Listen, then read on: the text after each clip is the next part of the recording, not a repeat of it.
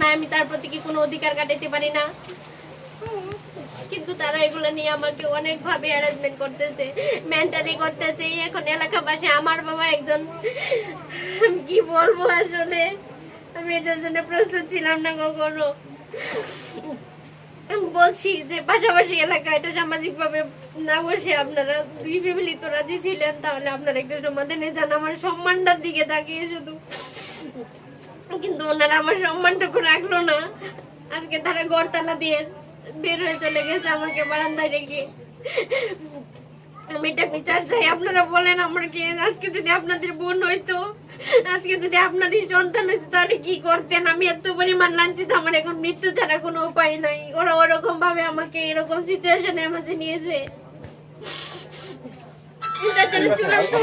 আয়া উঠলে আমার বোন চেরি দৌড়ে গেছে, দেখে বসতে গেছে, চেরিরে মারতাছে তারা।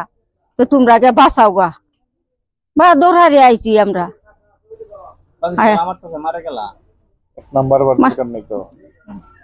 মারছে তো আমার ভাই বলি, চেষ্টা এনে হেমরে নিয়ে বাড়িয়ে দিয়েছে লুডো। চেষ্টা এনে হেমরে দিয়ে ঘরের হেমরে দিয়ে নিয়ে মারছে। শুনছি আমরা, শুনছি সারা বিয়া লইছে, 3 বছর বলে চলতেছে। ওহন সারা মান্য নেয় না, চেরিরে আনতো না হরে। হ্যাঁ, এই জন্য তখন এই মেয়ে ধরে গেছে যে কালো শিকির গেলান না, এই আমার লোক সেটা লয়েছে, সেটা মারাতেছে। তারা দেখি তারা মারধর করতেছে। তখন আমি কইছি এই মেয়ের মারণ কে বিচার আছে না, ওরা টিরি মেরে ধরছে, রাস্তা ফালাই ধরছে বোধ। আমি মেয়েরা পাইছি রাস্তা। 3 বছর হয়েছে বিয়া লইছে, তখন এসে রেলে দিন যাক ঘর থেকে তার মা বাবা বার করে দেখে মেয়েরে মারে কে রাস্তা পালায়, তার মেয়ে নাই। হ্যাঁ, আপনারা এই বিচারটা করে দেন, এসে লে এই বউর দিন যাক, এই নিয়ে আমার কথা।